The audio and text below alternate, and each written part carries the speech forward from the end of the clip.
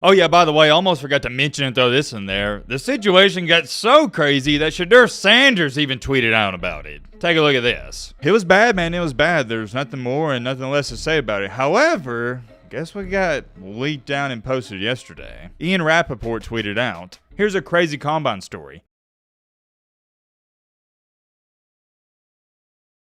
Ladies and gentlemen, boys and girls, hope all of you having a great Monday. Hope all of you having a great start to your week. If not, hope this video can make it a little bit better. Man, oh man, we got to talk about this crazy and bizarre Will Howard situation. As we know, the combine just got done wrapping up, and he's been trending all over social media within the past 24, 48 hours for the wrong reasons. To go along with that, we're also going to be talking about another crazy situation that involves Texas star tight end Gunnar Helm.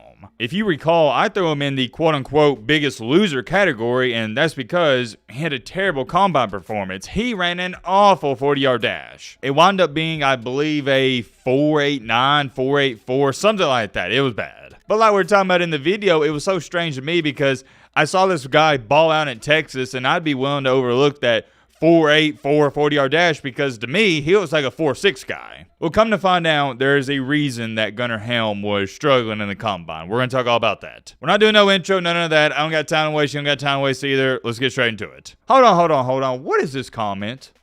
Caillou be great. So now I'm Caillou. Time for a mock draft. You know what? I'm in a pretty good mood, so I'm going to let this slide. And as to why this guy called me Marty right under it, have no idea. That's not my name. Let's get back on track with the football stuff. That's enough of the comments. If you were on Twitter yesterday, you probably saw a post just like this one I'm showing you right here, where it states, and I quote, Ohio State quarterback Will Howard has gone viral for what fans are saying is the worst combine performance of all time. Howard's draft stock down.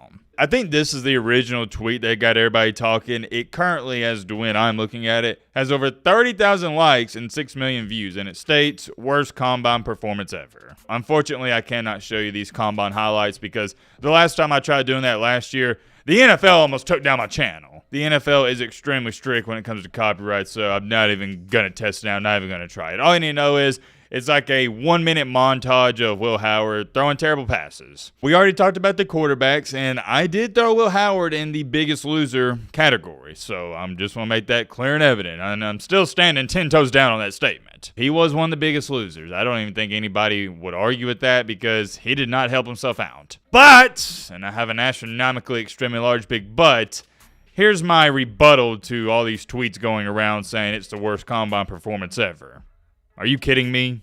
It wasn't that bad. And I'm going to be honest with y'all, nothing I saw out of Will Howard in the combine changed my opinion, for better or for worse. Heading into the combine, I viewed Will Howard as a late day 2 guy, early day 3 guy, and I'm still thinking he's around that range. I've seen Ohio State fans say this, and it's kind of a good argument, but also kind of not. What did you see him at Ohio State this year? He was fantastic in that playoff run, and yes, he was. He made a ton of great throws. I don't think he could have played any better if you really want to get down to the nitty and gritty. And the throw that won them the national championship when it was like 3rd and 10, Notre Dame was in press coverage. He throws a bomb to Jeremiah Smith. That was beautiful. But at the same time, you can't have recency bias. He played terrible against Michigan. The game against Penn State, I'm 99% sure he started it out with a pick 6. Just got baited. I'm not trying to knock the guy. I'm just telling you what happened. These are cold hard facts and evidence. Struggled against Michigan and also struggled early on with Penn State. The problem with Will Howard, and this is a problem a lot of quarterbacks face when they've played college football for 5 or 6 years, he has already hit his peak. He has hit his ceiling. He's not going to get any better. There's just not a lot of potential there, and that's what these NFL teams and scouts want when you're selecting a guy in the first round. Potential. Another thing that hurts him, and you got those in there because it's a similar situation to Mac Jones at Alabama in 2020, look who he was throwing the ball to. He played on the most talented team in the nation, and this is just common knowledge. When you're playing on the most talented team in the nation, it makes your job way easier. If you watch Mac Jones in that 2020 year for Alabama, he looked just as good as Joe Burrow did in 2019 for LSU. Now, hold on, Timothy and Bobby. I already know you run to a comment section and you're going to write, Matt, are you trying to tell me that Mac Jones is just as good as Joe Burrow? No, I'm not. Here's what I'm saying. He looked as good as Joe Burrow that 1 year. Why? And it sounds like I'm repeating myself, but I'm trying to dumb this down. He played on the best team in the nation. Mac Jones isn't as close to being as good as Joe Burrow, and we've seen that slowly unfold in front of our eyes the past couple of years. I think Will Howard's in that similar predicament that Mac Jones was in at Bama. When you got multiple first-round picks at the wide receiver position to your left and to your right, yeah, it's hard not to be good. Let me address this because I already can see the comments. Well, Will Howard was one of the best quarterbacks in college football. He had 35 passing touchdowns. He had, I believe it was like 4-something thousand passing yards. That's great for him. He had a heck of a season. I can't harp on that enough myself. However, and this is the harsh truth and reality of the NFL, it doesn't matter what you do at the collegiate level.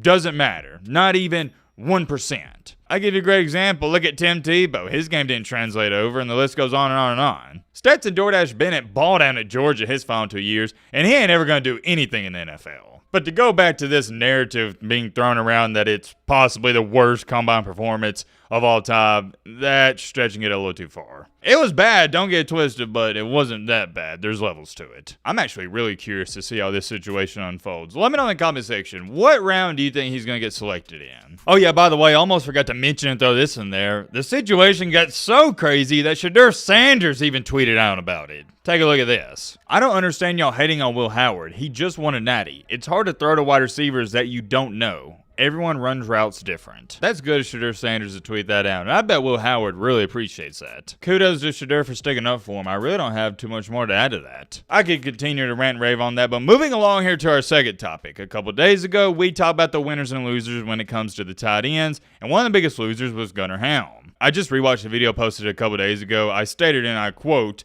he ran a 4.85, but it's sad because, to me, he looks like a 4.6, 4.7 guy. Very ironic I said that, and I'll show you this again. I mean, it was just, it was a bad day for Gunnar Helm. He posted one of the lowest scores you're ever going to see, a 2.23 RAS out of 10, ranking 935th out of 1,202 tight ends since 1987. It was bad, man. It was bad. There's nothing more and nothing less to say about it. However, guess what got leaked down and posted yesterday? Ian Rappaport tweeted out, here's a crazy combine story. Texas tight end Gunnar Helm twisted his ankle on his false start on the 40-yard dash, then finished all the drills anyway. Said nothing until it was over, had an MRI on Saturday to reveal a sprain, and will run again at his pro day. The pics are, yikes. Ah, yes, there we go. That makes way more sense. Everyone was asking the same question. Why would anyone continue to run on this? That doesn't make any sense, especially since you have all that money on the line in the NFL if you get drafted. I wish I had some answers for you. I'm not going to speculate. I'm not going to assume. I have no idea why he continued to finish the drills and continue to run the 40 and do all that if it was this bad. I've seen the pictures and they are gruesome. He has an ankle sprain, and if you've ever sprained your ankle, you know how bad that can be. I said I wasn't going to assume, but I'll assume one thing. The only thing I can think of is he wanted to tough it out. That's it. If I was a scout in a team, though,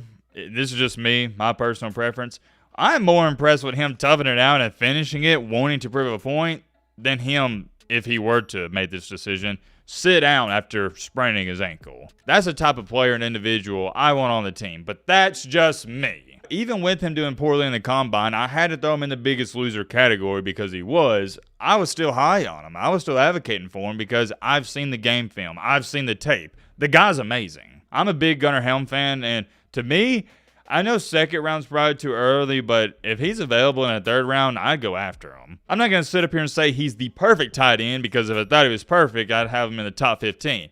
But here's what I think he is. Solid. You know what you're going to get out of Gunnar Helm and why I love him so much as a prospect. There's very little downside. I did find all this pretty fascinating, and another thing that has piqued my interest is Shadeur Sanders and Cam Ward. Where in the world are they going to go? Maybe we need to make a separate video talking about that. Let me know in the comment section if you'd like to see that. Many more things I could say. We'll end it off here. Let me know your thoughts down below. But